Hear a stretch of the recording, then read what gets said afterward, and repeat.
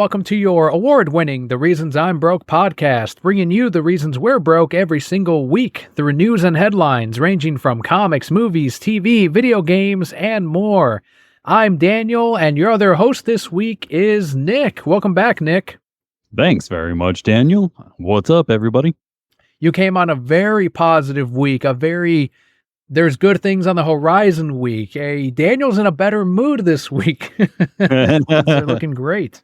But first, if this is your very first episode of the show, the way we format it is we go through this week's news, and then we end it with the Brokehead block, which is the more personal side of the show, what Nick and I have been up to since you last heard us. So let's jump right in and explore sector number 556.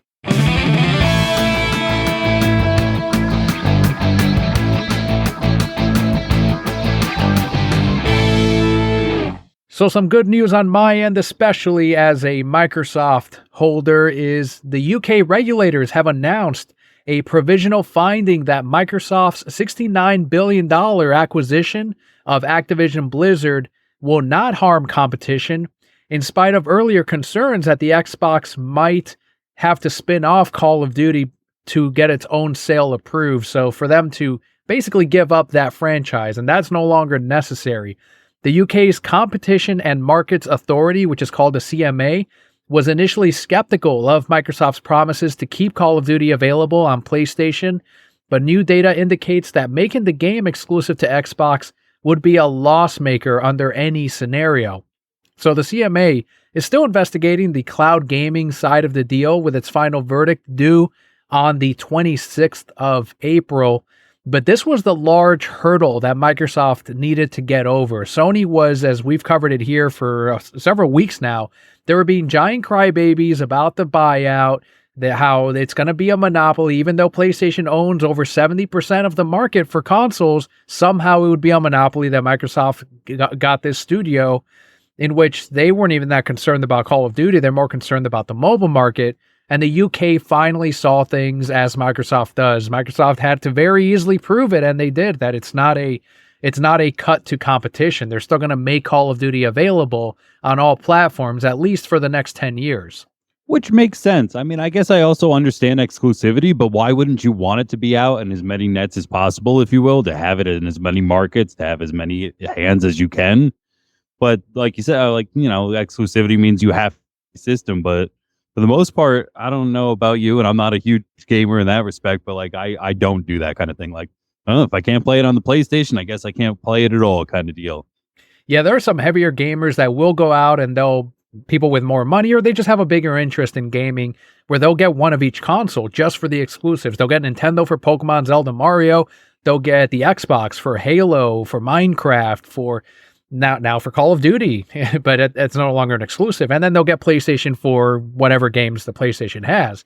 So, but yeah, you're right. For me, it's more like all right, well, I'm not going to get both of the major consoles, a PlayStation and an Xbox, because I simply don't have the time. But as we were saying here, as we found out, when they first bought up Activision Blizzard, there were I know gamers were saying, why wouldn't you make Call of Duty exclusive if you're going to spend $69 billion on this deal? But Microsoft is instead going, one, that hurts our cause as far as like fighting this monopoly argument.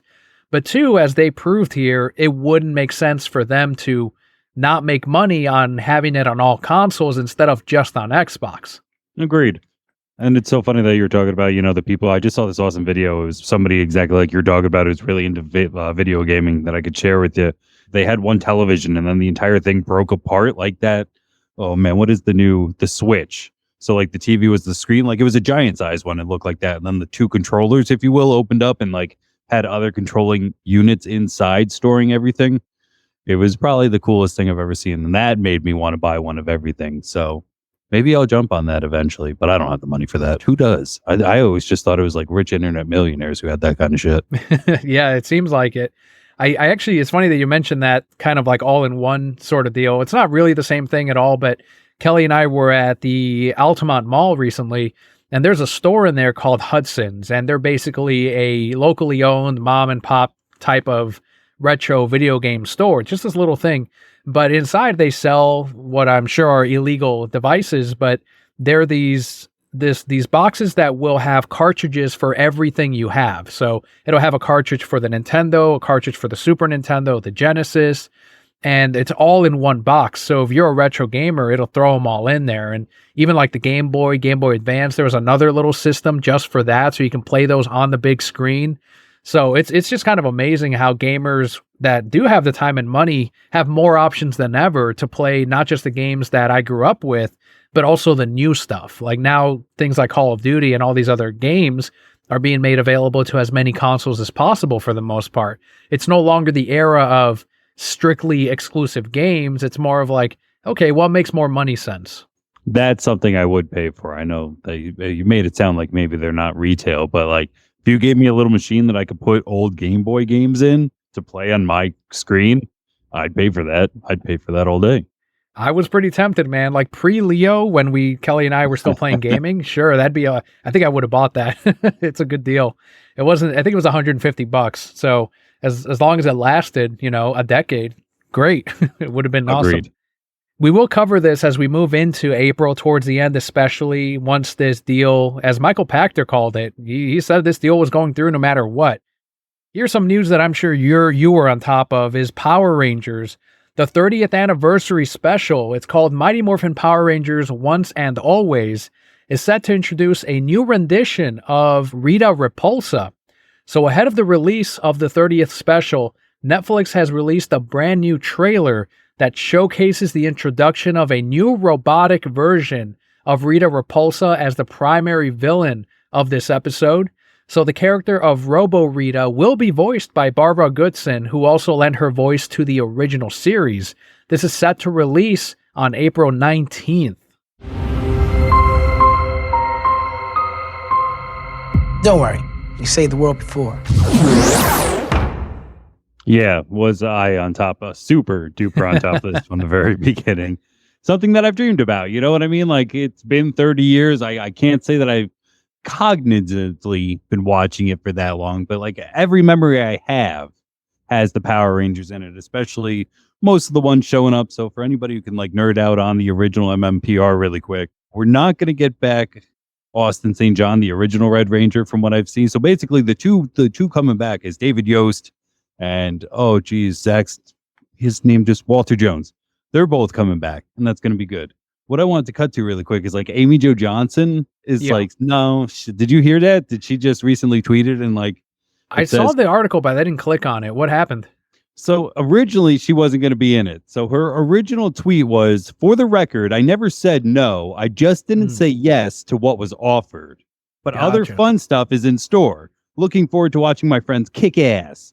And now she just said, please stop saying I did not do the reunion because of money. Simply not true. Maybe I just didn't want to wear spandex in my 50s or couldn't go to New Zealand for a month. Yeah, or none of your beeswax. JDF, Jason David Frank, and I both chose not to for our own reasons. They filmed before he passed. # Power Rangers. I don't know, man. Like in one breath, she's saying, I just didn't say yes to what was offered. And then in the other one is going, it's not because of money. Where it's like, well, that's kind of what it sounded like. But that was my hot take on this news. I was like, yeah, we're going to talk about this. And it just happened. And I'm on top of it. So I think that getting Kathleen Sutherland is fine. I liked Kat better anyway. So that's cool. Austin St. John, like I said, I don't think he's coming in because he was like in legal trouble.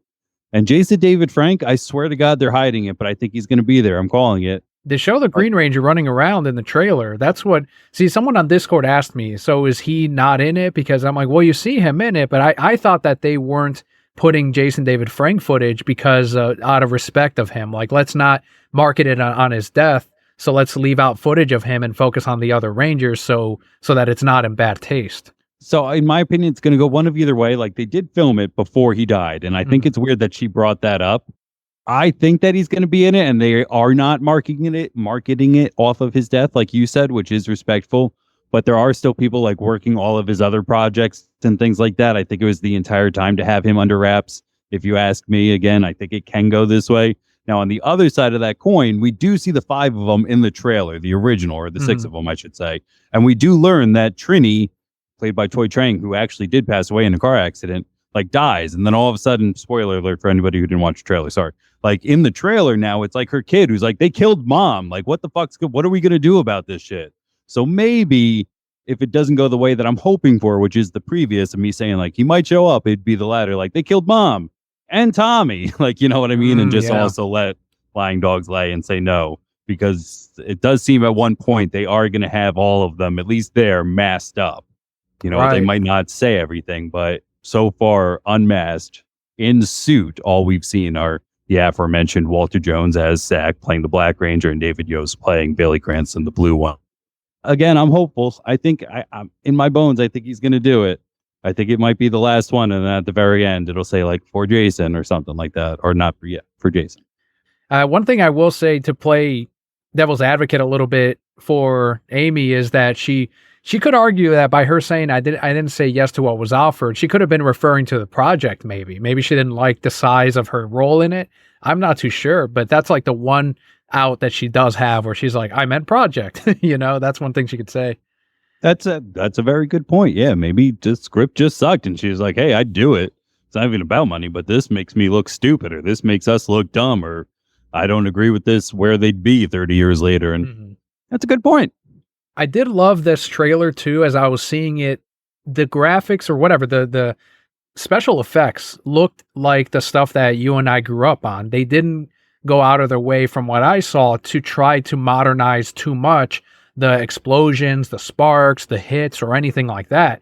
It looked like an episode from the 90s, and I think I appreciated that, especially because they're trying to capture the look of that era and not try to do something like, and I love the movie, but like that first movie where they did go a little bit heavier with the CGI Zords and everything, and went overboard with what's his name, the villain as well. Ooze, when he gets real big and it's real slow and CG. So I love that this episode didn't try to do that and instead plays it down quite a bit, and I really appreciated that. The same, even when you mentioned this kind of Rita Repulsa reincarnation in this robotic form, say that 10 times fast, like that seemed as if it just came off like a current season, or like we're talking about, it seems like it came off a TV show. It's not like they're going for something big. They're keeping in that same kind of style of Power Rangers, and specifically the MMPR. I thought that was interesting that we went robot for her, and I'm really happy, in the news that you shared, that it's voiced by Goodson. So that's also, it's going to be a good time. And then one last thing too, when you're talking about the Zords of the movie versus this, at the very end, we do get the 5 Zords rushing from, the Go Power Rangers, and it's updated. It's a little bit modernized, but still, like we're saying, it's not too crazy. Like, oh god, it's CGI. It's just updated enough to give you both, the best of both worlds. And then we get the Megazord, lifting the sword for the finisher move, which we also see. I don't know, not too much, 2 seconds, so just a few frames, but look good. I will be there. Good on Netflix for this grab. I think it will be something that people our age are going to tune in. I think longtime Ranger fans that were like, no, I haven't seen a Rangers thing in fucking years. I think they're going to come in for this one. I honestly do. Something else from our childhood that has gotten really hot, especially in the comic book world, is TMNT, The Last Ronin. And now this comic that's being adapted will be a God of War style video game. So Polygon has reported that an unnamed studio is currently working on developing The Last Ronin, but it's not expected to be released for a few years. Similar to the graphic novel, that this TMNT will be intended for a mature audience. The storyline is a lot darker than what we're used to in the regular cartoons or even in the films. For anyone not in the know, the storyline of The Last Ronin takes place in the future, where only one turtle from the 4 has managed to survive. So I've been wondering when they were going to finally capitalize on this, because it took the comic world by storm. TMNT fans were coming in to read this that hadn't read in years. I was working at the comic shop when this launched, and now I'm like, it's about time. We should have gotten an animated film. We should have gotten, and I know they did the fan one, but it's not official. Should have gotten a little animated cartoon maybe. And at least now they're like, all right, we're working on a video game. We're getting something out of it. I agree with you in the fact that I'm very surprised this is the first thing that we've seen, because also, like you said, it was something that I had other people, oh, you like comics? Do you like turtles? Like, did you read that one? You know what I mean? Like it was for quote unquote non-comic readers or normies, if you will, coming in and being like, oh yeah, that last one's really good. Do you know who the last turtle is? I feel like I do. And like we talk about it then, I won't spoil it just in case for anybody here. But I really am excited by the news. It's like when you said, oh, another thing from our childhood. For once, I feel really on the 8 ball with the notes. I'm not too much into the gaming, but when you're like, it's going to be God of War style, I clicked with that I actually understand it. I really dig that because those are the only games that I could be like, oh, I've played all of those up until like the last two ones. I'd never bought a PS5. That type of gaming, that might get me to get a new system. I will want to play that. I hope it ends up being great. It'll depend a lot, of course, on who the studio ends up being. And they could expand from here because they have done a sequel to The Last Ronin, which I remember people were like, why couldn't they just leave it alone? I'm like, because the issue sold fucking well. Are you new to comics? Like, everything will get a sequel. The Dark Knight Returns got several sequels. Everything will get it. As long as people buy it, they'll make it. And hats off to them. And with the sequel, there are 4 more turtles that they just introduced. So they could continue this for several years. The Last Ronin universe could be its own thing. And as long as the sequel comics are solid, then I think that this could be a potential spin-off franchise that they can make some money off of for quite some time to come. I'd say it's what they all do, in my opinion. This is Turtles of the future. It's their Batman Beyond or Spider-Man 2099 or something like that. It's something which they have a lot of lore to play with, but now the entire future to fuck around with, if you will, in terms of like, yes, this happened, and they don't really have to explain it. It's like, oh, well, that happened all the way back then, and then, you know what I mean? So why not just continue to go into this and make a whole bunch of different things where someday somebody might be like, I might go back and read those originals, you know what I mean? Like, and refer to Teenage Mutant Ninja Turtles as the original or as the prequels even. In case you haven't read The Last Ronin, it is available now as a trade paperback, so you can catch up, and it's, I think, 4 or 5 issues long, and you can read them all from there, and eventually this new series that they're coming out with, which does kind of bridge the gap between the future and the past, kind of showing you where this turtle learned all of his skills in between. It's a pretty good story so far, so it's pretty easy to catch up. And I haven't seen a Funko yet of The Last Ronin. I hope they do. That'll be one of the few upcoming Funkos that I'd be in. But Funko has announced that they had a bad quarter, I want to say 2 months ago. And because of their recent financial losses, they had to write down $30 million worth of unsold products. They ended up in the landfill, a bunch of unsold Funkos. There were warehouses that they kept renting up and buying and filling up with unsold Pops, and now they're finally liquidating them, getting rid of them, literally tossing them away. They did announce a 10% reduction in staff after the stock prices went down, with a majority of layoffs expected to occur in the Mondo division. So the Wrap has confirmed that Funko is now gutted Mondo, firing most of the staff, including its 2 founders, and putting an axe to the poster division. So since 2004, as a branch of the Alamo Drafthouse, Mondo has expanded their offerings beyond exclusive posters to establishing a record label, a collectibles division, and also collaborating with some of the most talented modern artists. Funko just purchased Mondo last year, and it's already, things aren't working out well. One bad quarter, you gotta start trimming the fat. That's what the investors want. And unfortunately, Mondo is the one to go. Well, yeah, what is the saying? Last in, first out? That's right. That's unfortunate to say. Yeah, they came in and maybe didn't perform to the numbers in which they saw necessary to keep around. And it sucks. I'm sure everybody was really excited, in my opinion, not knowing or being there, but like, wow, we just got bought by Funko. Mm-hmm. Like, this is awesome. It's going to be awesomeness and great golly. And now all of a sudden they're just like, yeah, no, sorry guys, this is done. Like, it's tough. I hate to hear anybody losing their job, man. I really do. I do for the most part. There's a couple of exceptions. I don't know. Have you ever bought anything from Mondo? Not to my knowledge, no. It's like a premium collectible, and they have, at least before Funko bought them, and I'll admit I haven't bought from them in years, so I was not contributing to Mondo's future. So I'm not saying, man, that sucks. I could have. No, I wasn't buying anything from them. But they came out with these Batman the Animated Series records. And those I did buy back, I want to say it was like 8 years ago now. And they were shaped like a bat, and they were very limited. They sold out very quickly. There was an exclusive edition that I think was yellow, and beautiful records. And I have it. I framed it in a record label frame. Beautiful thing. But yeah, they did more of the higher end stuff. So you'd be paying for some higher end products. There's like we were saying here, there's posters. That's how they started out. And then they expanded into other things. My thing was when they bought this last year, when we covered this on the show last year, I was saying that this was a good get by Funko because they needed to expand beyond the vinyl figures. This was their chance for when the bubble pops on Funkos, which I think we're getting there now, that they could then focus on, okay, well, we've got posters, we got record labels, we're still in the collectibles market. But with them getting rid of Funko, my personal thing is, I think they should have focused on Funko being the division that they cut down on. Sure, cut down a little bit on Mondo if you need to, but keep Mondo going so that you can expand into other stuff instead of just Funko. But I don't know, that's just my opinion. I'm not a business guy. I'm not in that division. I'm not in the company. But from an outsider looking in, from someone who worked in retail with this stuff, I wouldn't put all my chips on vinyl figures. You're right. They seem to be sitting a lot more.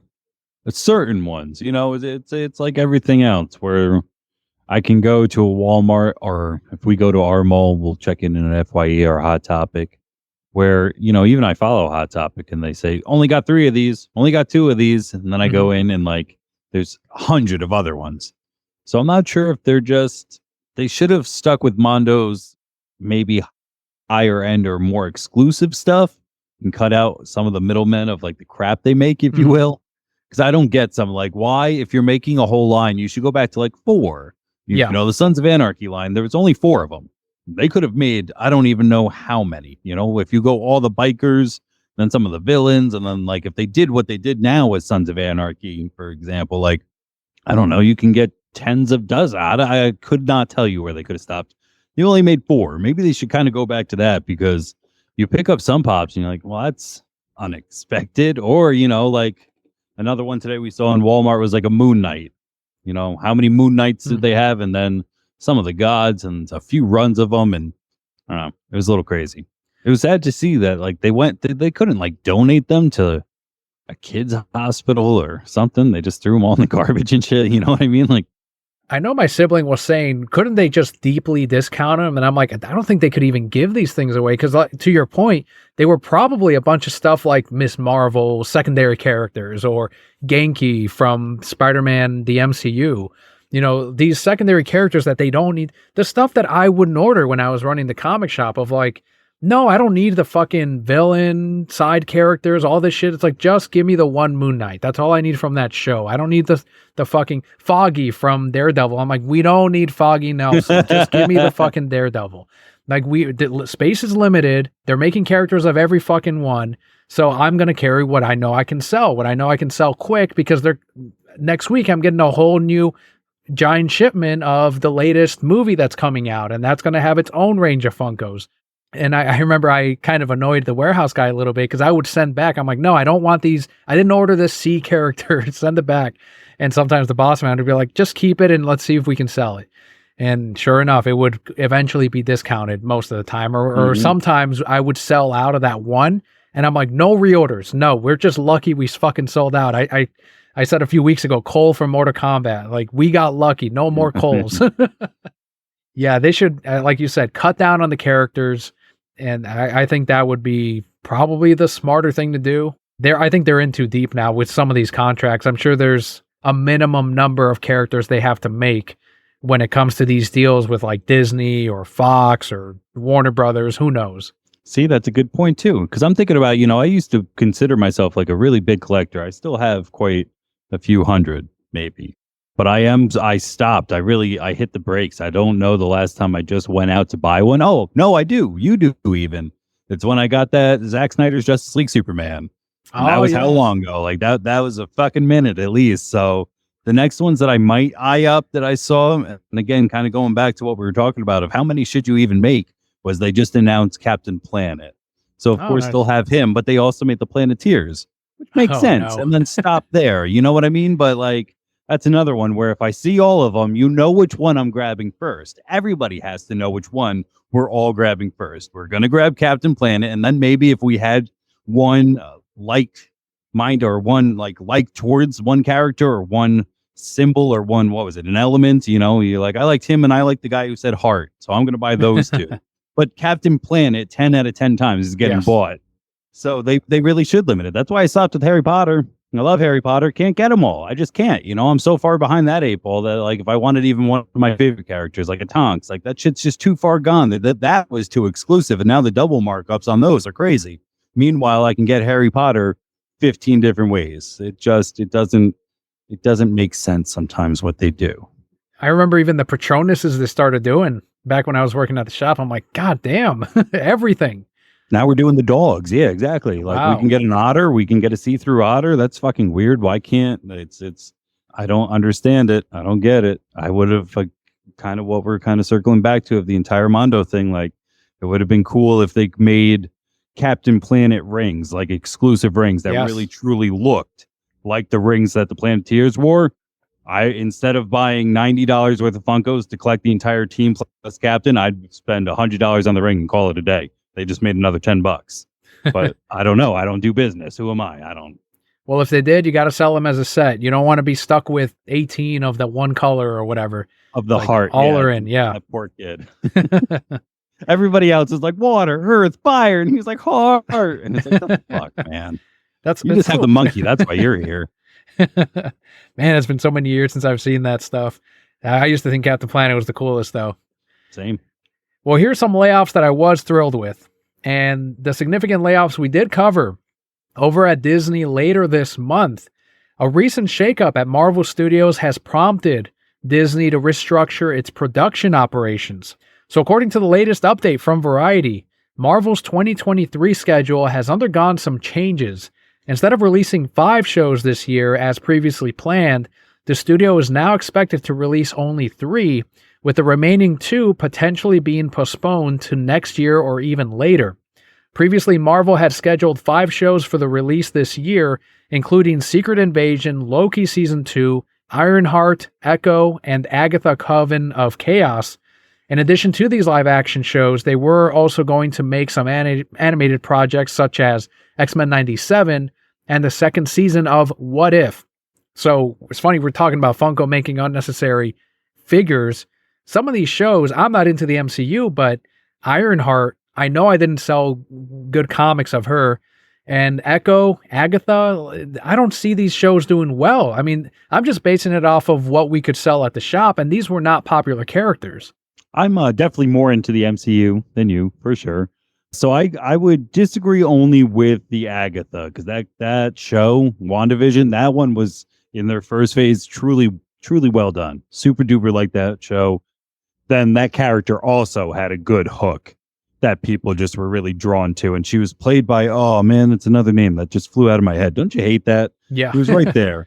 I'll find it at the very end. But also she hooked well. She did well. I could see that one working. Echo and Ironheart. Ironheart was just introduced in the latest Black Panther, and I don't want to see any more of that. So I can understand that taking the back seat. What was the other one? So definitely Loki Season 2. That was another one. The first season hit well. Sure. I thought it did well in terms of like public opinion, enjoyed it. And Secret Invasion just has a name behind it that even a casual non-MCU fan, but Marvel fan might go, all right, now they finally got me. Like that, I want to see live action, possibly. I don't know. But I do know they've been building to that for so long in terms of hints that I highly doubt that's one of the one that gets dropped. Just the fact that I know it's a necessary cut, but from what I'm seeing, the sentiment from MCU fans is that a lot of them jumped off after Endgame. Like, they're like, all right, that was a good jumping off point. I'm done. And nothing has been able to really hook them back. They'll show up for some of the tentpole stuff like the latest Spider-Man film, but otherwise they're not tuning in for the rest of this. Sam, who was just on last week, talks about how he's like, it's just too much to keep up with. So it might be that thing of that they were saying a year or two back of superhero fatigue. There's just so much of it. I think just again, as an outsider, it might be a good thing for them to pull back on some of this and not just produce it all because, I mean, things are slowing down. People are not watching these things as often as they were, so they should be cutting back. And I think a lot of these decisions were also made during the binge era of that COVID time where everybody was like, more.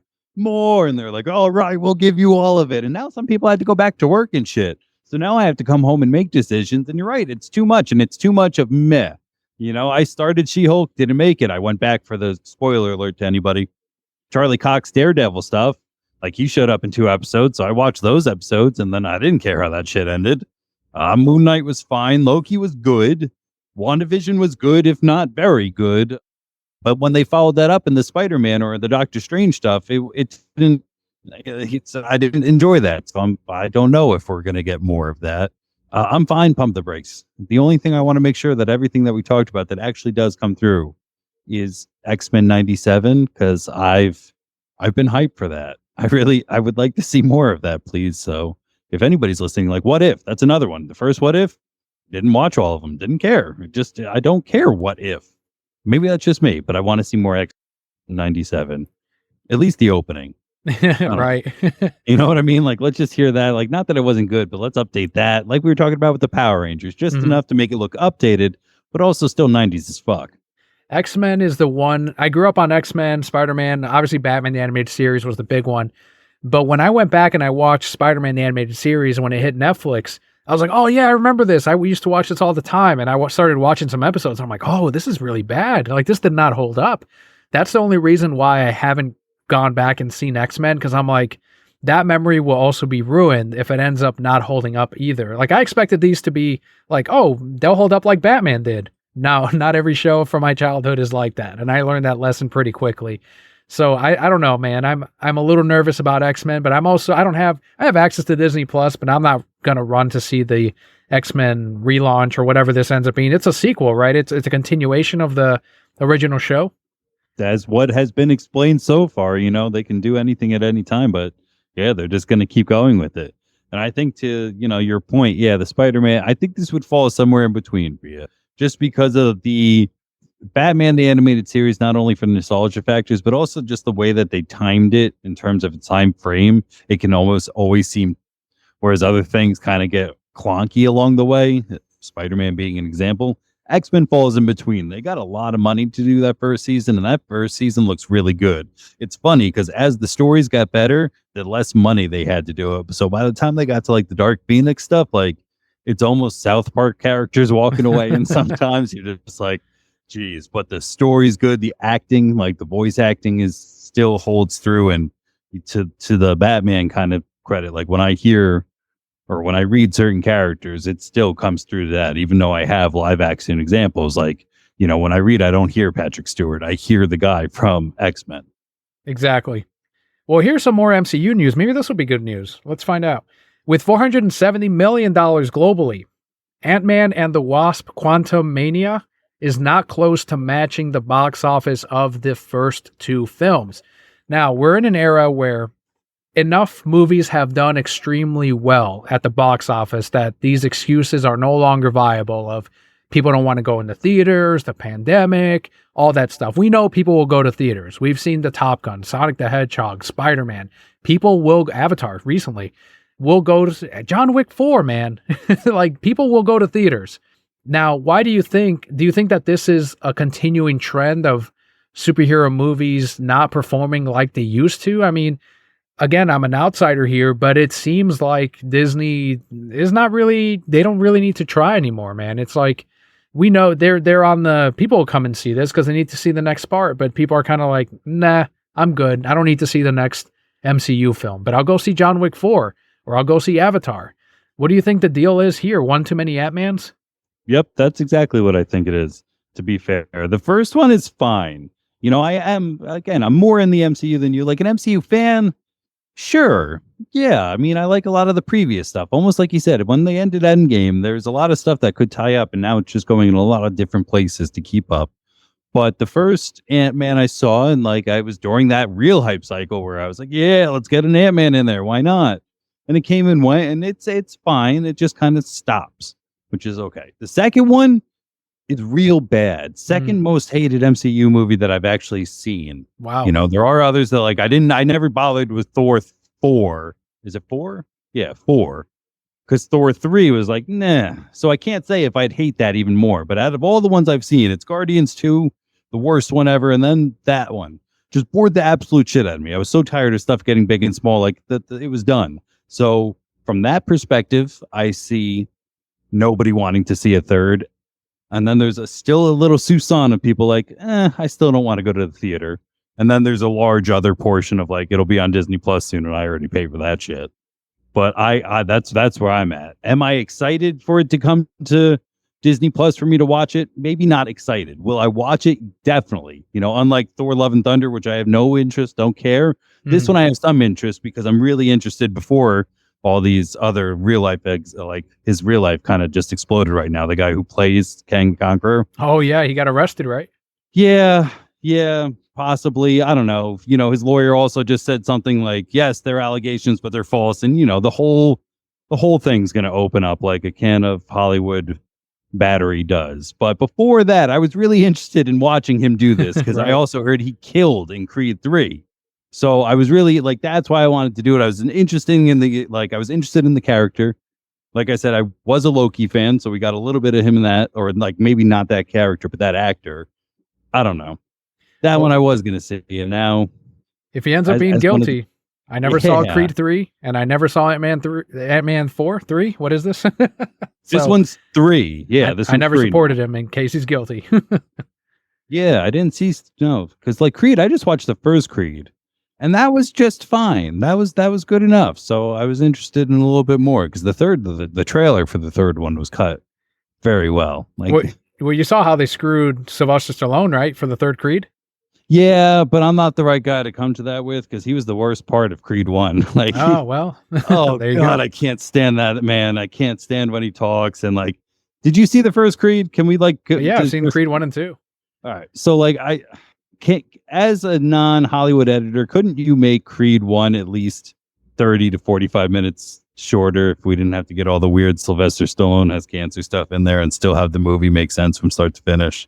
I guess that's a loaded question. I'm leading the witness. Yeah, I mean, you could probably cut that out, but I think that was one of the things with Adrian because she died from cancer in the first Balboa, in just Balboa. So I guess it was tying that back into it where he had a reason to continue again. He reconnected with his son again. Like there's a lot in there that gets to the theme of revisiting the things that hurt you, that do hurt in the past, and learning to make amends. So.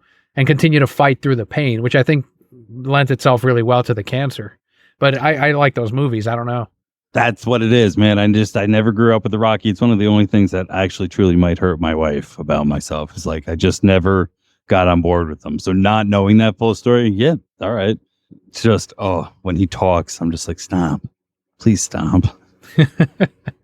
Well, maybe the MCU will improve as to later news that we're about to have, but.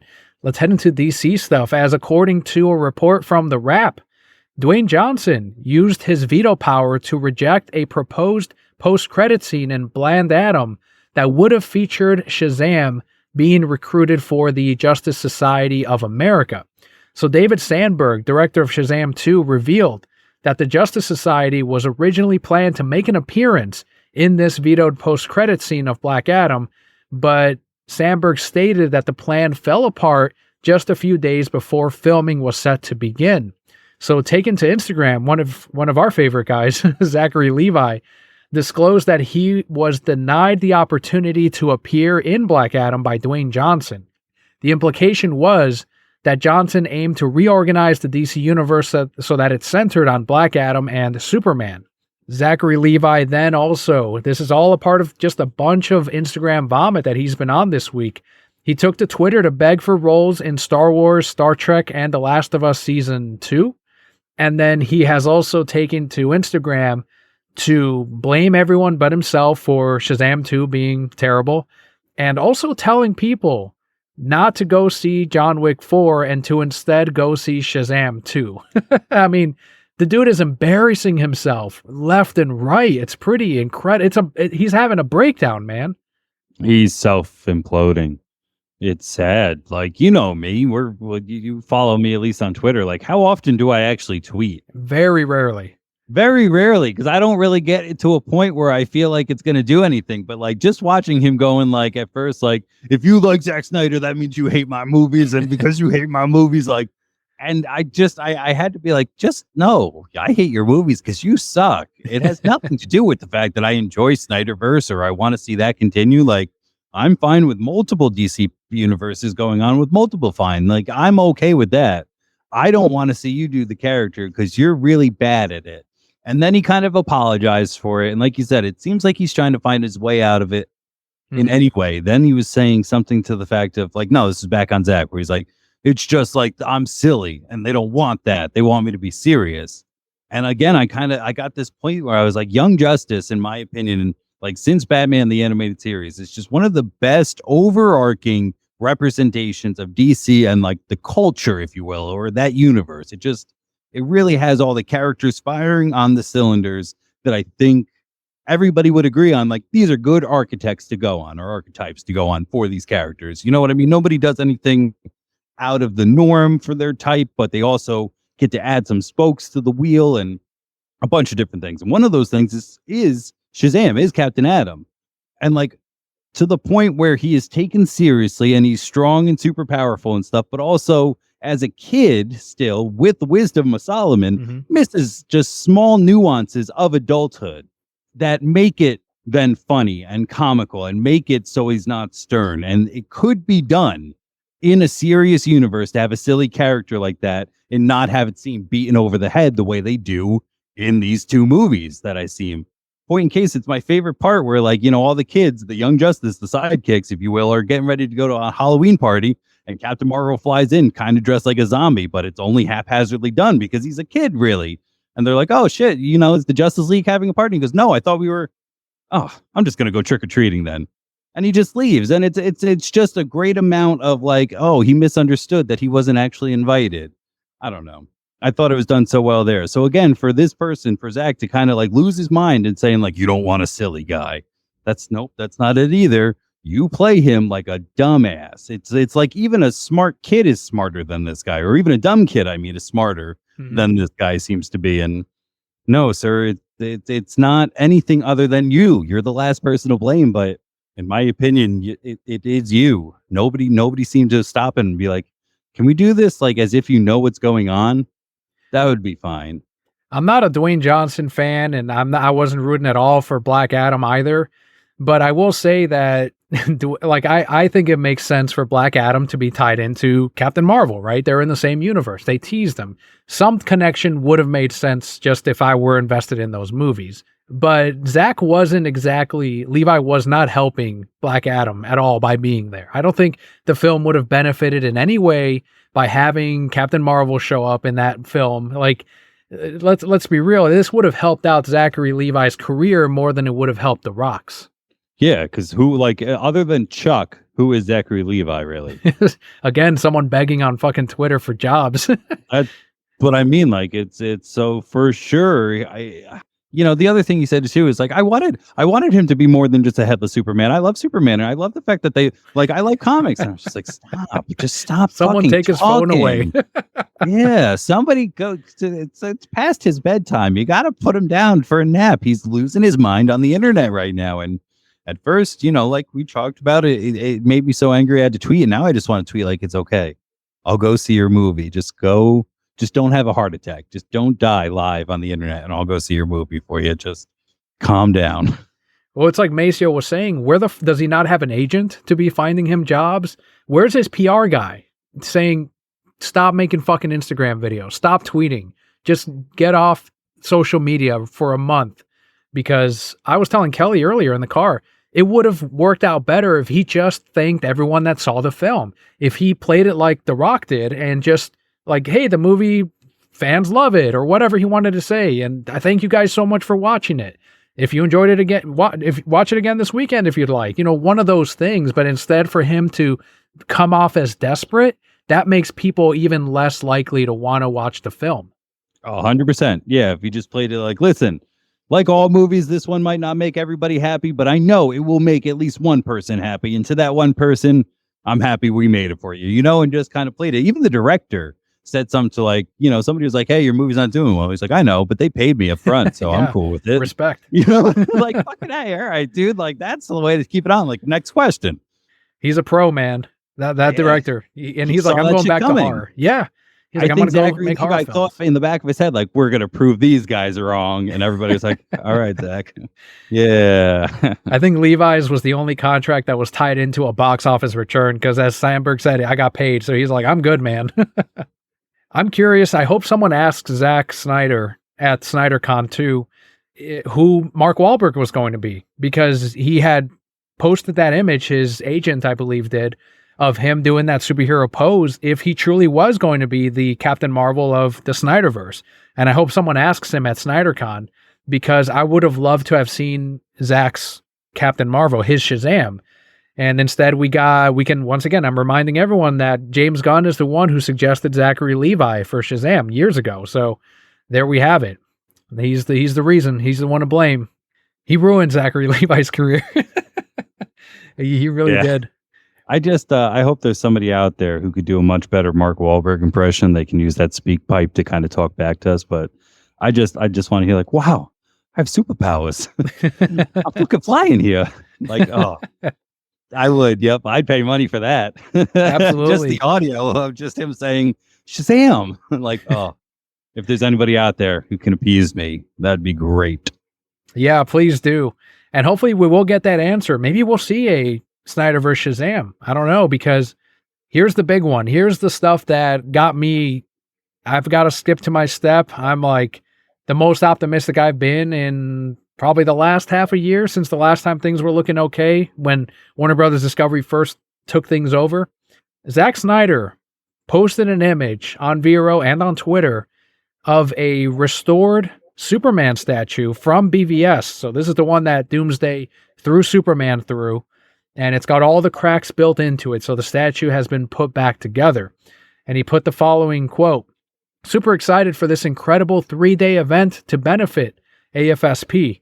Look for the link to purchase your tickets tomorrow at 8 a.m. Pacific time. Thank you, Warner Brothers, for all your support helping to make this happen." End quote. So tickets sold out in 5 minutes for all 3 days. The screening for BVS, Man of Steel, and the Snyder Cut. In a recent stream, Zack was saying that he's like, I didn't expect him to go that quick. We probably could have done 2 or 3 screenings of each and sold out of tickets. So he was super happy that all this money went to AFSP. He wants to continue to push that. But looking at this poster, there's a couple of things in here, such as the change in Superman's hand, both hands actually, and then also the fact that the statue is put together. You saw the statue. I mean, how do you read these changes? Because we know Zack doesn't just do this out of like, oh, to make a cool picture. Everything means something. And before I talk about what he said about it, I want to hear what your take is to this poster. The put together statue, the fact that it says trilogy, the fact that it has AMC, Warner Brothers, and Universal Pictures in the poster. It's a play for sure. Because like we said, he doesn't, in my opinion, from what we've seen, doesn't really make a move without it having deeper meaning that in hindsight, we're like, oh, that does make sense. But right up front may not. So the thing that we were talking about was the hand position. And I saw a few people going like about how many fingers he had up compared to down. And it was like, well, he's made 3. So the 3 were up, but there was 2 down to like how many were supposed to be coming, what could be coming, things like that. With the Universal tie-in, I just think so. Like, I watch the pitch guy meetings. Do you see Started on Screen Rant? Do you ever see that? No, I haven't seen it. It's pretty fucking funny. So like, it's one person playing 2 characters, and the one character is pitch guy, and the second guy is producer guy. And like, they have the same beats, but depending on the movie, it changes. But what I mean is like, one of his constant gags is like when they ever in either the pitch or in like, oh, why are we dusting this off after so many years? Why are we doing the blah, blah, blah? Eventually the pitch guy will go, money. And producer guy will go, oh, yes, I love that stuff. So if everybody is down to make money, they know this will make money. Why not split the quote unquote risk? Because they don't want to take it all on themselves, just in case there is, like, what if these quote unquote Snyder restore people are all about the tweeting and they're not about the spending, even though we spend quite well. Yes, me. Let's just say that's their worry. So how about Universal comes in and like, oh, if you distribute or you help put this out, take a little bit of what this risk could be, then we can all get a piece of the pie and share the rights. Or that's what I think. In a long-winded answer to your question, I think that it's a good sign, like you were talking about. It is them saying it's risky, but if we pull this off, everybody can get money. And who doesn't want to make money in that business? That's all they want. Well, the old regime definitely didn't want to. That's No, for sure. And they're fired. true. That's why. That's one of the things that we kept That's saying what for happens. years. Yeah. Like I'm buying multiple copies of the Snyder Cut. I'm buying the merch. I'm buying the figurines, the Funko Pops, the comic book variants. And it's like, this is what they understand, right? This is what they're supposed to understand is money. So we're all feeding them money, and they're like, ego though. We don't want to say we were wrong. So fuck that. We'll get fired before we'll say we're wrong. And that's what happened. So fine. Good riddance. They're gone. And now I'm thinking, okay, Zaslav, he's a money man, right? This guy, he has no ego in this. He has no horse in this race. He's just like, where can I make the most money off of this so I can flip it in 10 years to Comcast, to Universal? That's his plan. So we're like, okay, this makes sense. Like, we're showing him, look, this fucking moneymaker. And instead he did the one terrible move of James Gunn's the new DC guy. And we're like, what the fuck? Like, you've been making these great cuts, like getting rid of the animation stuff, like just saving money where you can because you're trillions in debt. And then you put Gunn in there. Like, what the hell? What are you doing? So that's where I lost a shit ton of confidence, right?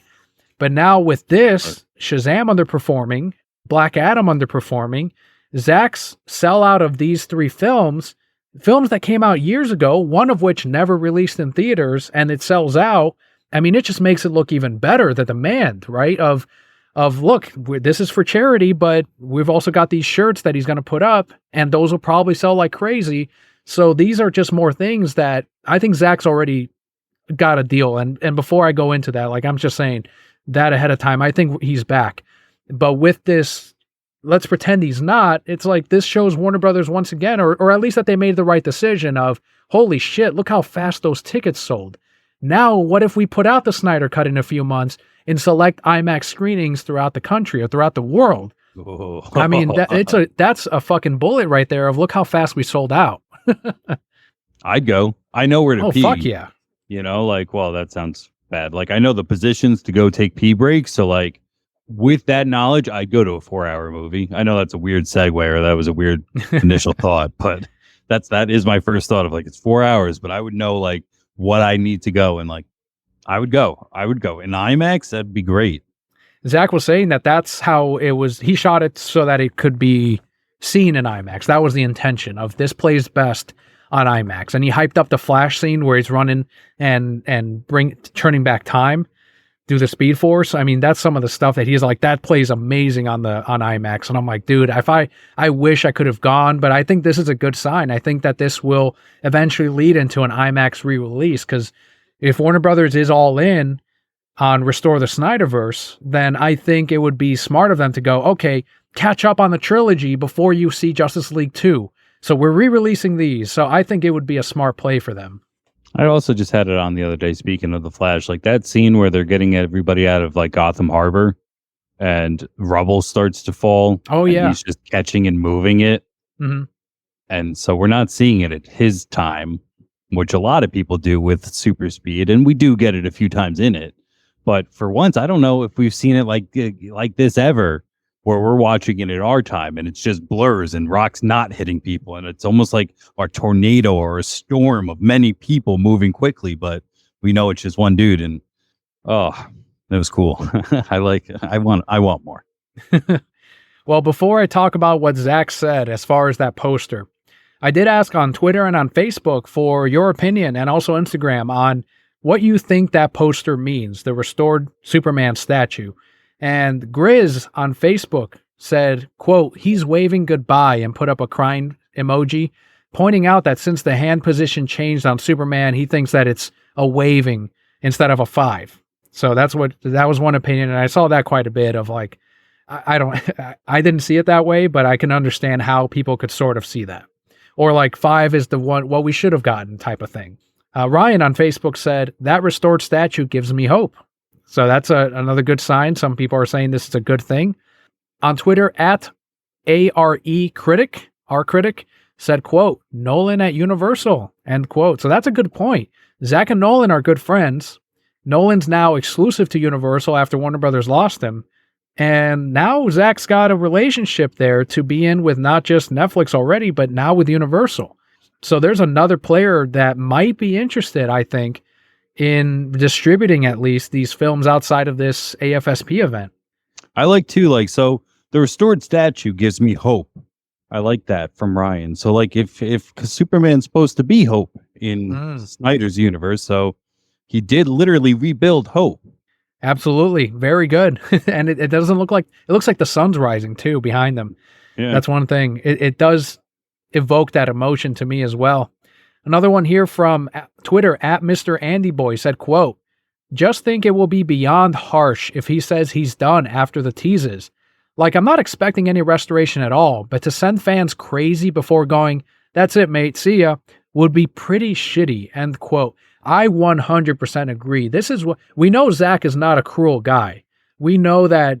I mean, Deborah has said before that they spared his heart being broken by not having him watch Justice League.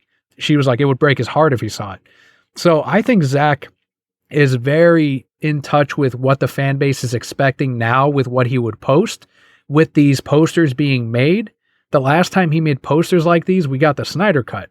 So this is, to me, telling me that Zack is not a dumb guy. He knows that we're going to take these signs as he's back. So I too agree that it would definitely break all of our hearts if this was an event of him going, this is it, guys. This is a farewell tour.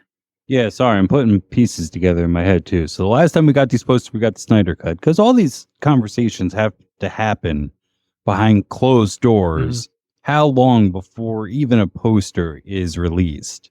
You know what I mean? So like if the timeline is similar, yeah, I mean, why would he? You know, why would he put all these things out just to be like, and that's it?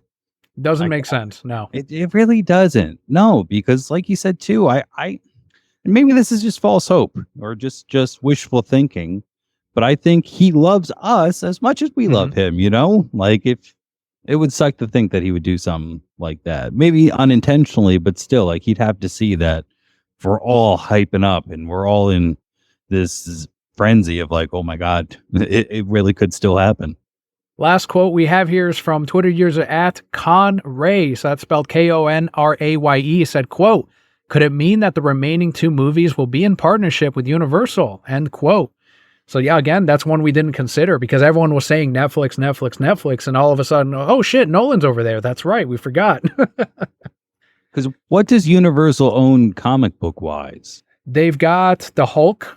They still own him, and I believe Namor. They did a deal with Disney to use him. They might. Why not dip their toes on the other side of that dial, if you will? You know, everybody kind of sees the big two as just the only two. So with that in mind, you know, if Marvel isn't always working out, yeah, like we said, they don't have to full out buy them or own them. But let's throw a few shekels in with these guys, like I was saying, and reach 50% of $1 billion is pretty cool. Absolutely. So one of the things here that now I'll talk about what Zack said on one of the streams is he was directly asked. They were telling him, look, we know, we're going to look into these posters. There's the 5 fingers on the hand that's changed. And Zack's like, what? Really? It did? Like he was being coy about it. Like he was being funny. And they're like, so people think that 5 movies, 3 down, 2 remaining, and that the statue's put back together. It's like restored.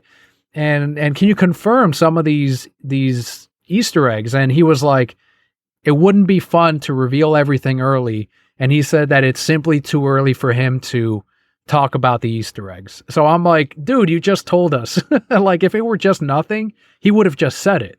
But by him saying it's too early to say anything, I mean, that's like the one answer he could give of like, I'm not going to say yet. And he said it wouldn't be fun to say it too early. So I'm saying April 30th, he's going to announce that full circle means we're going to complete this fucking circle, this hero's journey. Superman's journey is not complete.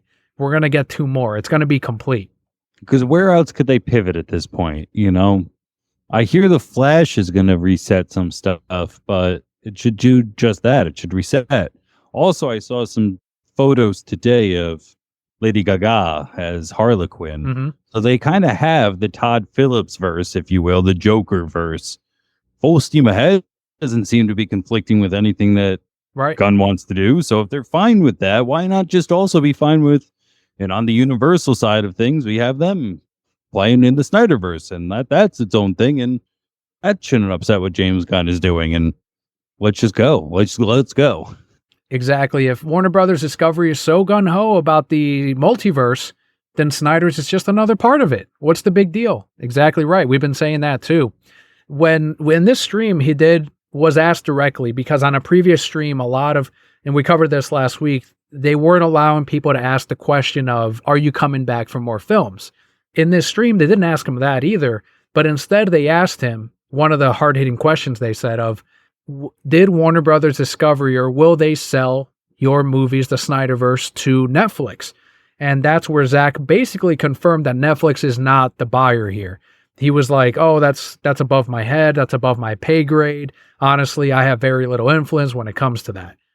To me, the way I've seen enough interviews with Zack where he does tease things, and to me, this is him saying it's not Netflix. So I'm now in the camp of it might be Universal, or Warner Brothers Discovery came to their senses and went, well, why don't we profit from this instead of handing it off or selling it off to Netflix?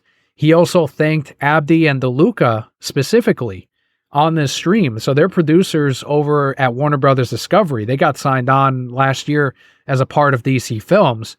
And he was like, I want to thank them specifically because they made this happen.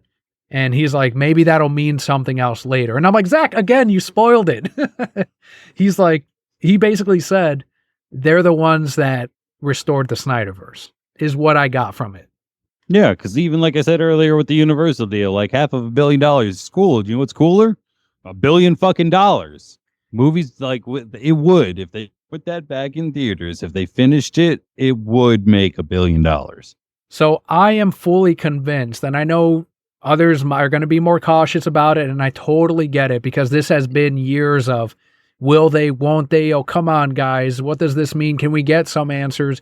I am fully convinced that I think he's back. I am 100% convinced now that Zack has returned. I mean, the clues are too obvious. The way he's responded to these questions is too coy. We're getting more. I don't know if it's going to be 2 films, and that's the thing that has me nervous. I really hope that it's not an animated movie. I really hope that it's not a graphic novel. I hope that it's these actors coming back in live action form. I don't want them to, like, we're getting them back, but they're going to voice the characters because this is the budget we got. I would hope that Zack would not compromise, and instead we would get the live action thing. That's what I want, and that's the only thing that has me hung up right now. That's the one announcement that it'd be like, I would be disappointed if it were something less than a live action project. Yes, that's what I agree with. I'm not sure if they would greenlight 2 movies, but maybe 9 parts. Like a streaming thing? Yeah, like a streaming thing. That would be cool. Well, hopefully he sells it as, it'll be 2 movies, but we'll just film them as one, like a back-to-back thing. Oh, for sure. Cut down on the cost. Yeah, for sure. Because we know that he's already fucking drawn it. That's right. It's probably already all done, in a folder, in a file somewhere, not only on an iPad somewhere, but in his brain. He's drawn every single shot already because that's how he rolls. And he had the idea, so it's already drawn. I'm sure that he can easily Dick Donner it and just back-to-back them and cut it up into 2. So on this same stream, he did tease. Have you seen the Jim Lee artwork that he did for the Snyderverse, the 5-film arc? I did not. So are you familiar with the one where it's got like all those symbols going down into like a dead Batman and then like Superman's baby being the future of the universe, and that's the end of the 5-film arc? Yes. It's that same design, except he asked Jim Lee to draw the characters on top of that map. So Jim Lee drew, and Zack showed off, I don't know if by the time this episode releases, if the campaign will be up, but Jim Lee drew Batman, Cyborg, The Flash, Wonder Woman, Superman, and Aquaman over the map. And it's gorgeous. He teased the black and white version of it, and he said that they're going to put them up as t-shirts on Ink to the Public against a black shirt. So beautiful piece. I'm gonna end up getting multiples of these because I'm gonna wear them, and I know they wear out, so I want to make sure I have a bunch of them, and they're all gonna benefit AFSP, and it's gonna look amazing. Jim Lee came through, and I know he's been a little negative about the Snyderverse in the past, but clearly he and Zack are at least, working partners in many aspects of it. He worked on the variant cover for the Snyder Cut. He did the poster for this AFSP event, and now for this Ink to the People design. He actually drove over to Zack's and handed off the original piece of this design so that he could have it. So like a full commission, basically. And I can't wait for that to launch. On this same stream, Zack was asked if James Gunn was going to be at the premiere, and Zack's like, oh, I don't know. I mean, who knows? And Gunn was asked directly on Twitter, and he responded with, quote, if I wasn't going to be slammed with Guardians of the Galaxy Volume 3 press, why not? But I'm definitely donating, end quote. So you and I were talking about this on the air. I think this is the one smart decision. If it truly was Gunn, like, I don't think it's press. I think he could show up if he wanted to. It sounds to me like he went, I'm not showing up to that, because I think a lot of fans are like, fuck you, James Gunn. We don't want you there. I think it ties back to what we were talking about in terms of like the Elseworlds and stuff like that. Just keep them separate. No, we don't want you there, and it'll just be fine that you don't do things like that, and you get to play with your toys over there, and your toys don't play with our toys, and we can all be fine. And again, and unfortunately so, but it is my idea of what every single conversation in Hollywood leads to is, and then we can all make money together. That's right. And especially if Gunn is, I don't think he's going to be involved as far as a producer. I don't think he's going to be tied into these films. He should be too busy with his own fucking universe. So don't touch this one. And I think that's Zack knows this. Hopefully he's like, yeah, there's fans that wouldn't want to spend money on this if Gunn were attached. For people like me, for the moral implications of it, I mean, that's why I stopped pushing so hard for release the Ayer cut, because Ayer started bootlicking James Gunn, and I'm like, okay, well, if Gunn's going to be your guy, then, if his name is on your Ayer cut, I can't financially support it. Now, I will say, and I don't know if you're quite on the boycott game as much as I am, but if they do restore the Snyderverse, would that dissuade you or persuade you in any way to be a little bit more lenient on Warner Brothers as a whole, as far as like maybe seeing Joker 2 if you weren't planning on watching it, or giving other projects a chance if they're like, all right, we restored the Snyderverse. Anything that's not tied into the Snyderverse, would you be more willing to give it a shot? For sure. Just because it just makes good business sense. Again, I that's all I can think of it as. Whereas it just seems like if you're going to vote to be stubborn, then I'm going to vote with my dollar to do that. If you're going to be open and allow things to happen, then yeah, I might dip my toe into your other pool every now and then, just to understand that we all want to swim in the Snyderverse pool first and restore that and get that done first. And yeah, I would hate hate the idea of them at this point. I think you mentioned earlier pride, and like I just imagine Hamada sitting there and just like, nope, no, I said no, and I will not reconsider. Nope. And Jeff Johns going like, yeah, no, we're not doing it. Like I don't know if that's how he sounds, but in my head he sounds like somebody who would wear a hat with a little fan on the top of it and a giant lollipop. That's just how in my head how I see him. So I would see other things. Joker 2, I don't know. We did just literally say about that first photo of Gaga, and it was okay. I don't know. I don't watch the first one the same way I watch other DC stuff, right. Especially, like I'm just never like, it's been a while. I haven't seen that. That's usually one where people like, if somebody's over and like, oh, I've never seen that. Like, do you want to watch that? Like, yeah, okay, we'll throw that on. I think that's the only time I've subsequently seen it since the first time in theater, and then buying the physical media, and maybe 2 times since then. Whereas like I'm just I will watch the Snyder Cut just to watch. Like It's been a while. Even if I go to my favorite kind of scenes and get certain beats out of it, yeah, I don't really do that with Joker. So would I necessarily run out and go see the second one? No. However, if it was to show them, yes, I'm playing ball, you're playing ball, I'll put all my money into everything if you put all your money into everything that we wanted to. Like, it should be a mutual kind of relationship of supply and demand. I got to agree with you. I would be a lot more lenient if they restore the Snyderverse, because I know that I was saying for years, Hamada needs to go, Emmerich needs to go, and they need to apologize to Ray Fisher. I stand with Ray Fisher.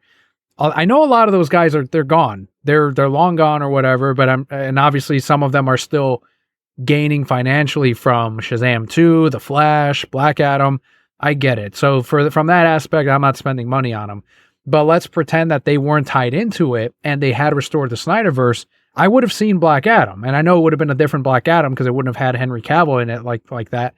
But I for years I was like, oh yeah, that looks interesting. That fucking 10 years ago I was talking about Dwayne Johnson being Black Adam or whatever because they had announced it that long ago. And so out of curiosity, sure, I would have given Black Adam a shot. Now, am I saying that I'm going to go see the Gunn movies? Hell no. I will still not see the Gunn universe at all. But if they restore the Snyderverse and Gunn's not attached as a producer to Joker 2, I'm going to go see Joker 2. And other Elseworlds types of movies that aren't involved in the Gunn universe, I will check out now. I will no longer be boycotting if this truly is a restoration, if they bring back Zack. And by him thanking Warner Brothers, by him being positive for the first time to Warner Brothers in years, that says a lot. That says something has changed. So if that ends up being true, I will start spending my money again on non-James Gunn projects. And I think a lot of people would feel comfortable in going that route as well. But I'm sure it's a matter of days or hours before the next poster, the next thing gets released as Zack continues to tease this moving into that April 30th final day. Do you have any other thoughts before we head into the Brokehead block on this last bit of pretty big dump of the poster and the streams and everything? Yeah, just in terms of Elseworlds and giving our money to, I'd still pay a lot of good money to see a Guillermo del Toro Justice League Dark movie. Oh, yeah.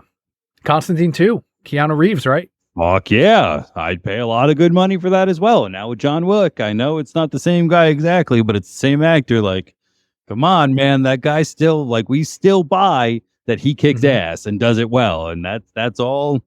Come on. They have to at this point. They have to fucking make that movie. They have to. It's crazy, man, because Keanu was like, yeah, we're going to make it. And then when James Gunn got hired, Keanu was like, oh, it doesn't sound like Gunn wants to make it. And it's like, oh, come on, man.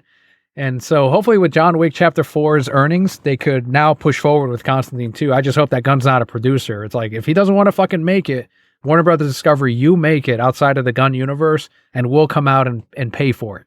As you were saying, Keanu Reeves is a bigger star than he was when that first Constantine came out. He's got a bigger fan base. They will want to see him. And I think, too, with a movie like Everything, Everywhere, All at Once, I hope I got that right, winning the Oscar and winning so many of them, the idea of a multiverse has become so generally acceptable in the mainstream that if, like, you started a movie with DC, Elseworld, you can have two Constantines. You could do it very easily. You know what I mean? Like, have the DC Gunverse start with the traditional one and then start every other one with Elseworlds, and then a film by Guillermo del Toro, film by whoever the fuck, it doesn't matter, and then let those play out. And I think that we've come to a place where, you know, even people like my mom wouldn't be sitting there like, what? There's two of them? How am I supposed to keep up with all of this? Yeah, and I have a strong suspicion that, especially after Gunn saw how he tried to drown out the Snyder noise by being like, I'm the director of Superman, and people were like, no one gives a shit. Everyone was still talking about Zack's post. I think he has this legitimate fear that, because you know he's going to use Constantine in that Swamp Thing film, that if they release the Keanu Reeves one, everyone's going to go, I don't want that fucking James Gunn one. I want the Keanu Reeves one. And that's why he's like, he doesn't want to risk having that someone make a better version of those fucking characters. And not necessarily by better do I mean comic book accurate, because we know the first Constantine is not as comic accurate as the show. However, people like what they like. And if they are more in on a Keanu Reeves Constantine than a traditional one, then it's going to look really bad for Gunn. And I think that's why he's trying to stave off all of that. Obviously, I think he's very against Henry Cavill coming back as Superman in the Snyderverse because he's trying to build his own Superman over here. And I think the general audience is going to go, we like Henry Cavill.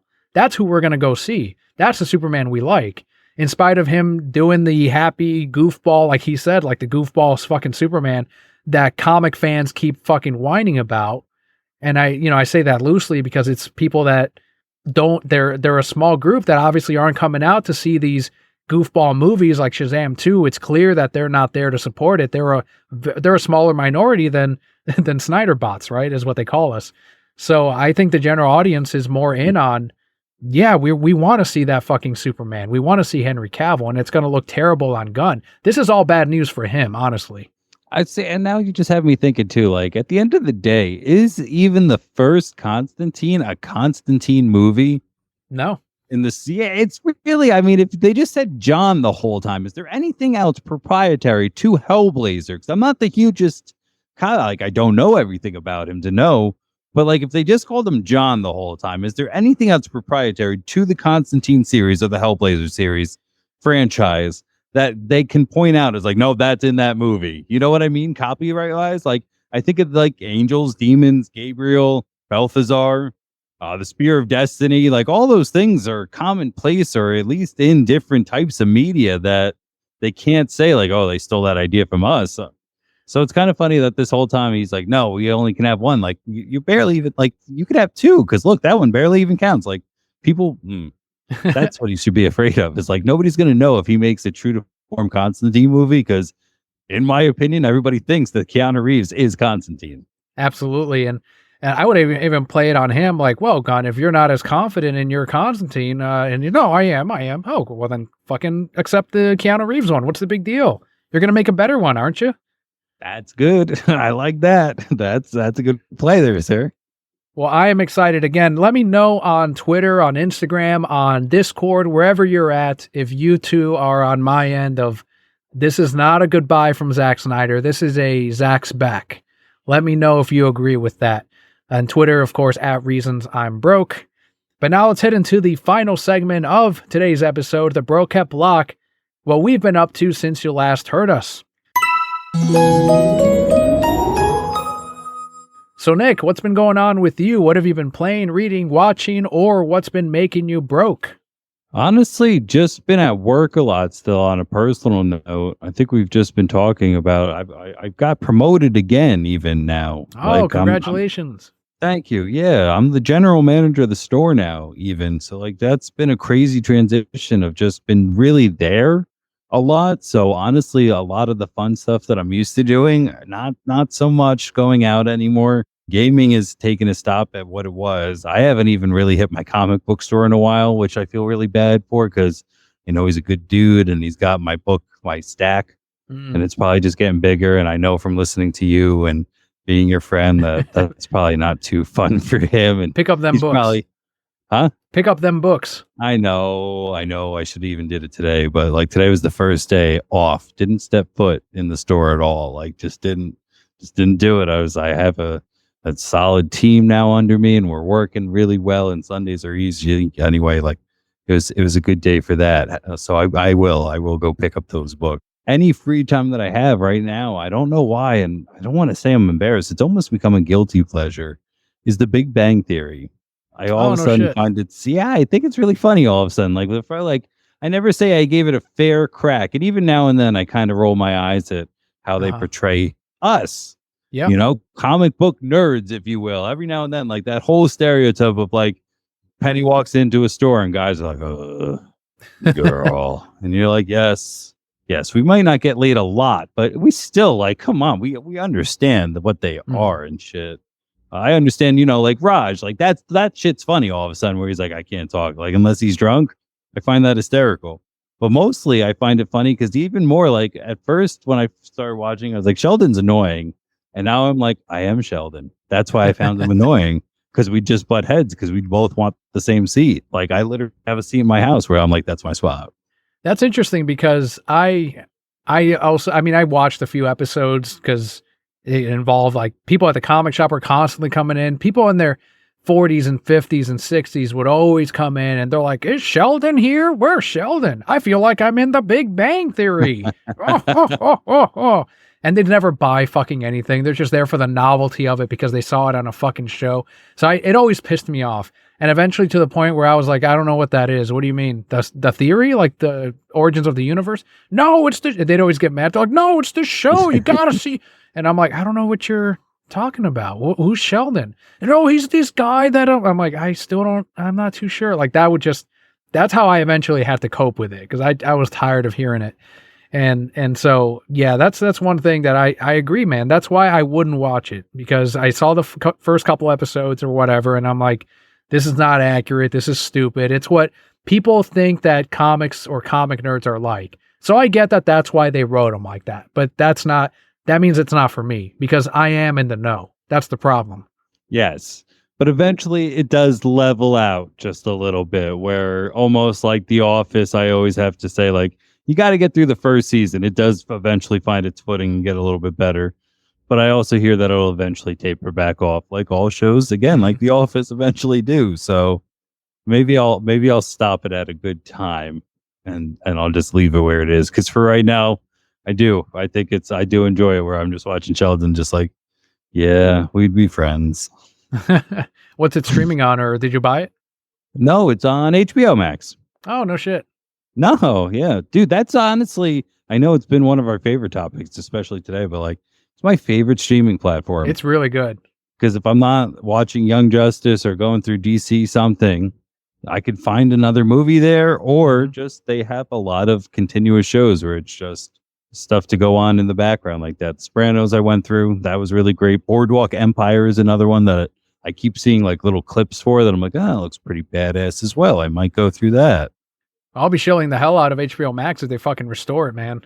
God damn. Oh, yeah. I was doing that hard when the Snyder Cut came out and then they didn't do anything. Now I'm like, hey, I'm ready, man. I'm on Bay. You just got to restore it. You don't just get my money for the Snyder Cut or for the Snyderverse. You'll get a positive attitude out of me. And that's how I feel. Maybe that's even why I have such a good feeling towards turning it on. Cause I'm like, these are the people who gave me the Snyder Cut. Like, I like them. Like that boom means the Snyder Cut's coming. It might be like a Pavlovian response to enjoyment and like being heard. So agreed. If they continue to go with that, I'd continue to keep watching stuff on that. Because even hearing that Discovery might dump the HBO name, I'm like, that's so stupid. That's so stupid.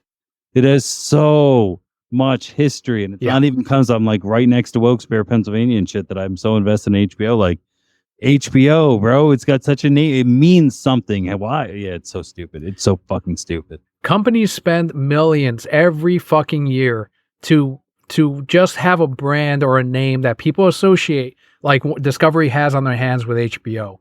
They already have it, and they want to get rid of it. Or that was the rumor, at least. Like, absolutely ridiculous. It is. It's insane. People would, like you said, people would kill for that type of brand recognition, or even that, the yes.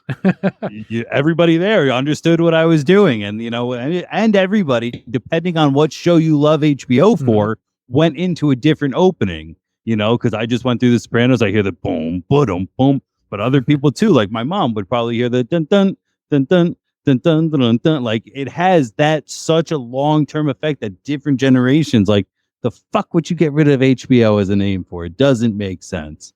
It has such an association with quality programming, and they could keep that as long as they maintain the quality as they have been, like Last of Us, Game of Thrones, Dragons. I already forgot, but I like that Game of Thrones spinoff, that prequel. So I'm like, they've still got the quality thing going. So keep the fucking name. It would absolutely befuddle me if they didn't. And I know this spring is when they were supposed to merge the two. Zaslav has since said they're going to keep Discovery and HBO Max separate. So I think plans are changing, obviously, but I just hope it's like, guys, if you want to get rid of the Max version or whatever, but just keep HBO somewhere in that name. If you want to call it HBO Discovery, fine, whatever you want to call it, just keep HBO there. Yeah, or like find a way, and I'm going to do it, start playing with the anagram stuff to like find a word that has those words in it or has those letters in that one and just go from there. Just, again, you got to keep it. You have to keep HBO. What is it? Home box office there. Yeah. It's like, what does that mean anymore? It's like, it's beyond that. Like HBO is its own thing, its own brand. It doesn't mean, like, I get that it used to mean like a channel that you would watch movies on, a channel that we couldn't afford, honestly. Like my family, we were not HBO people. We weren't. Or you could buy movies on the HBO channel, I think at one point on cable. So I get it. I get what it meant, but it's no longer that. And that's fine. It's okay. Correct. That's exactly what it was. I have an uncut, commercial-free, fully the same, in terms of editing. There's it is the movie on, and that's what you paid for. And on top of that, too, like you said, with quality and quantity of, if you were lucky, you got an HBO special in comedy. If you were lucky and you were in boxing, you got the HBO fight night. You know what I mean? Like, it had it means so much to so many people, in my opinion. Well, if you do end up going through all of Big Bang Theory, I don't know if they have Young Sheldon, but there you go. You got something to look forward to after that. I actually hear it's decent. I don't know. I could be wrong, but I hear it's actually not bad. Oh God, it'll probably be watching home movies, and I'll just feel even worse for all my friends, colleagues, and wife. I'll be like, God, you have to deal with this person. Well, my friend, what have you been up to? So we're days away from Sophia being born. At least Kelly's going to be induced in a couple of days. So by the time this episode releases, barring any complications, I will be dad again, as Sam said last week. So I'm excited for that. We're ready. Like, everything's ready. We just need the baby now. So I'm getting ready to go on sort of a 2-week leave. I don't have any vacation really built up because I just started this job like almost 4 months ago. So I'm going to be taking an unpaid leave for a portion of those 2 weeks, but they did tell me that I have the option of coming in for a half day or a full day anytime in those 2 weeks. So I might take them up on that. I don't know what the situation's going to be. So I told them, like, I appreciate it. I might do that, but it's not a yes because I don't know what's going to happen. I don't know if even the timetable is going to work out. Sophia could be born tonight even. I don't know what's, babies are babies. So that's the thing. I don't know what the timeline is going to be. But that's going to be the plan. Obviously, I'll be, hands full with Leo and Sophia and then Kelly as she recovers. But the plan is still to obviously do the podcast, but I'll be at home. So I should have the time to do that. I won't be working. And that's a lot ahead of me, right? But I'm ready. Kelly and I have gone through it once. So it's like, all right, cool. It's not as nervous for me. It's more of a worry that, Kelly's okay and that Sophia's okay, that they go through it okay. Yes. Well, congratulations. And, I can't say I can't hope enough for the same exact things. Can't wait for the good news to come through that everybody's good, and 10 fingers, 10 toes is all I hear that you hope for. Mm-hmm. Again, as a non-parent, I like to think of media when I think of the second kid. And that's like, I love those commercials back in the day. I think it was like Pampers, maybe. It was like the first kid. And it's like, hey, can I hold your baby? And it's like, yeah, but you got to wash your hands. And then why don't you change your shirt and we'll put a smock on you? And it's like second baby. And it's a lady at a mechanic, and she just hands him over to the kid as she's looking through her purse. So agreed. I think that, you're beyond ready at that point. It's excited to hear that you're just excited, man. That's fantastic fucking news. I'm excited for you. Whelmed even, it makes me happy. That's awesome. Thanks, man. I really appreciate it. I also saw John Wick Chapter 4 with my siblings. So we saw it on day one. Packed theater, man. People are ready. They're out. They're out and about. They're spending fucking money. Yeah. And it was good. I mean, it was like the other John Wick movies. So they're on par with those. You get some good action, some great camera work in this one, especially the sets, the settings. I was like, oh shit, like the lighting. There's a portion in there that's all in Japan. So they do all the different colors with the neon lights and everything. It's like almost like a Blade Runner movie a little bit. So they do some really neat stuff where it's like a hybrid also of like a Bond film, a modern Bond film, where they do these great sets. So it was a visual feast, that's for sure. But as far as like the plot, man, it's a John Wick film. You get what you pay for, and you know what to expect. So it's not a movie that I don't know in any of the John Wick films, but I also don't regret seeing it. I'm like, I'm in for John Wick 5 if they do another one. Yeah, I was too deep, and then they came off HBO Max before I got into the third one. So I enjoyed it. I truly honestly have to fast forward through the first one just a little bit when they kill the dog. Yeah. I have to do it because that was just a cute little dog. Also, if you like the Game of Thrones, that's Theon Greyjoy who gets fucked up in the first one. So it's great to see him just be, again, another little sniveling asshole kind of deal. And then he gets his comeuppance. Like, it was only a fucking dog, and boom. Fucking love that one. And then the second one ended well. I was sad to hear about that guy's passing. The guy who, the concierge almost. Mm-hmm. He's not the owner of the hotel or the establishment, or I don't know what they refer to it as, but that was sad because he was pretty damn young, but he's also got like a great part in the second one where he's like, "Can you watch this dog?" And he's like, "Yeah, I'll watch your dog." And I'm like, I like this guy.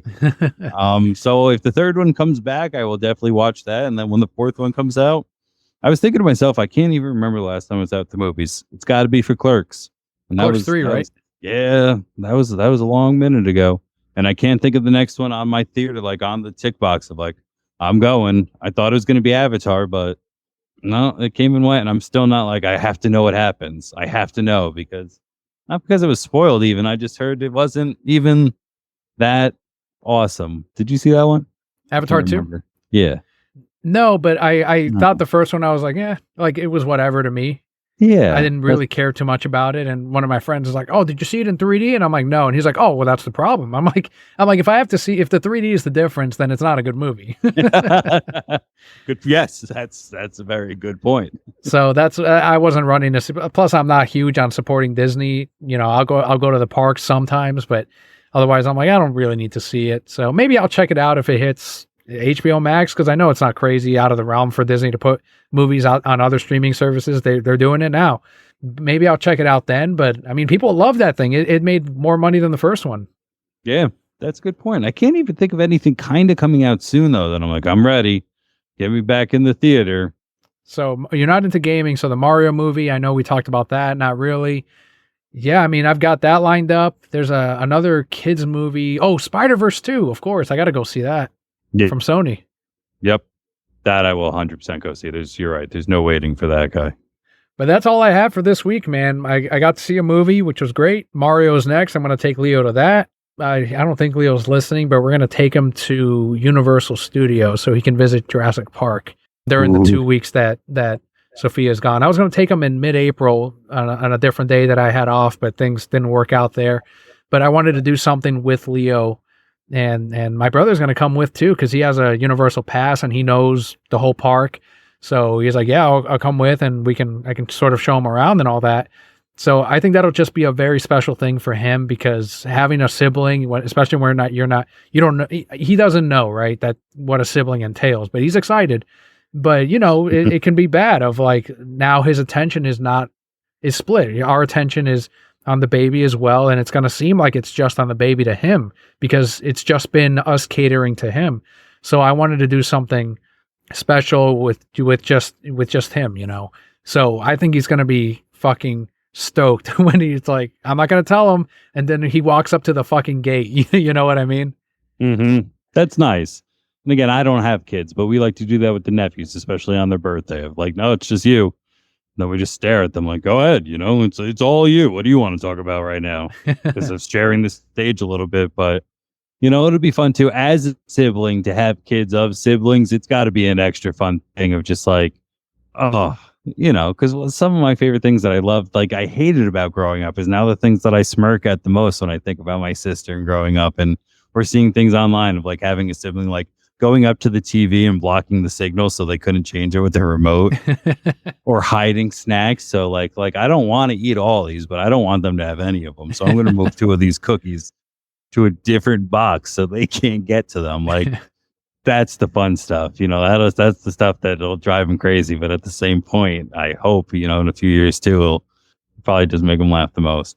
Yeah, man, it'll be a good journey for him too. And he's a good little boy. And I know that every parent thinks their kid is the best, but I don't know. I feel like we did okay with him, or we got lucky with him. I can at least say that, because, he's a kind kid. He's well behaved. I can't say that, I've seen a lot of, just working in retail, I've seen a lot of kids and a lot of parenting, and I can confidently say that, Leo is not one of those many misbehaved kids, I guess I could say, or I don't know what to even call it, but it almost feels weird giving him, it feels like I'm complimenting myself. But again, I feel like I got lucky, because I feel like there, some of that could just be the way the kid is. You could be the best parent in the world, and they're going to have their temperaments or their character traits, and you just can't do much about it. So I don't know. I feel like we got really lucky with him, and I think he's going to be really, really happy when he sees that big sign. So I'm excited to do that for him. Nice. I'm excited to hear more about it. But there you have it, Nick. I really appreciate it, and I'm glad that you ended up being able to come on this episode, especially with the big Zack news. It won't be the last of it, so I want to thank you for being on, and please let them know where they can find you. For the very few times that I tweet, as discussed earlier, especially yelling at Zachary Levi, I still go under the podcast that I used to run, hoping still to come back eventually in some form, sometime. Now that I don't think, I don't want to rule anything out, but like I'm hoping to stay in this role, still in the same store for a while, and maybe get one solid day off a week and know like Wednesdays are my day off, and like what can I do to get a Wednesday going kind of thing. So it's still Buds, Bros, and Superheroes. We have an okay amount in backlog if you're interested in kind of getting into that. That'd be fine. You can find us in all of the places that you found this here podcast, I hope. Probably not. You have a much bigger spread. You have a lot of places, but probably, if not, a Google search will get you there. Thanks, Daniel. I mean, I appreciate you always asking. I say it every time. You can even go back and listen every time because I do say it every time. So sorry, I'm so repetitive. But when I get that text of like, hey, Nick, you able to come on? I'm like, fuck yeah, man. Let me find out what day works best for me. And it's instant of trying to get back to you and wanting to get on and do it. Because ever since the first time, it's been absolute joy and pleasure, really, truly, to do it. So thank you, sir. Thanks, man. And there will be links to everywhere you can find Nick as well in the description of today's episode. For this week, in case you know someone in your life that is into the Snyderverse or into TMNT, Power Rangers, please let them know about the show. Tell a friend, because word of mouth is the most effective method in podcast growth. It's not the reviews, it's not the tweets, it's not the shares. Those are appreciated, but word of mouth ends up being the most effective. Person-to-person trust. But otherwise, you can also find us at thereasonsimbroke.com.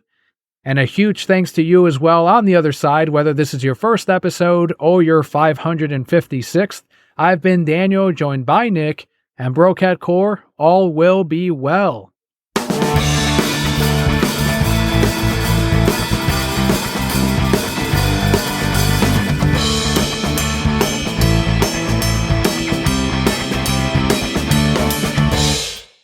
So Nick, I saw you tweeting about Comic Book Men. And so I didn't even know, but so it's not out on physical media yet. Is it just streaming, I guess, or can you only buy it on YouTube? You could buy it on Amazon for sure. I'm sure you could buy it on YouTube, probably most likely iTunes as well.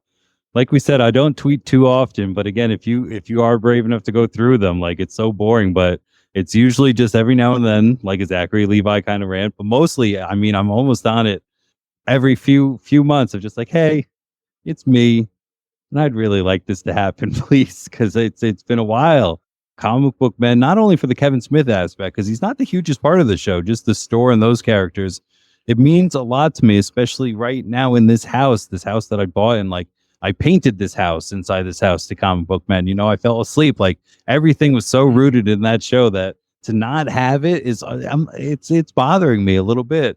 So I might have to go ahead and buy it on Amazon. But mark my fucking words, Daniel. The second I pay 1 cent for it, it will show up for free again, or it'll come out on physical media. Name a movie, sir, that you want to see free somewhere. I'll buy the movie on DVD for an insane price off Mercari, and then all of a sudden it'll be free for somewhere on YouTube. It has happened to me like 9 times in the past year where I'm just like, do you know what movie I haven't seen in a while? Mystery Alaska. Oh, it's not free anywhere. Fuck it. I'll just buy the DVD so I have it next time. Mystery Alaska shows up at my house, free on YouTube the next day. I swear to fucking God, it is insane how often this happens to me.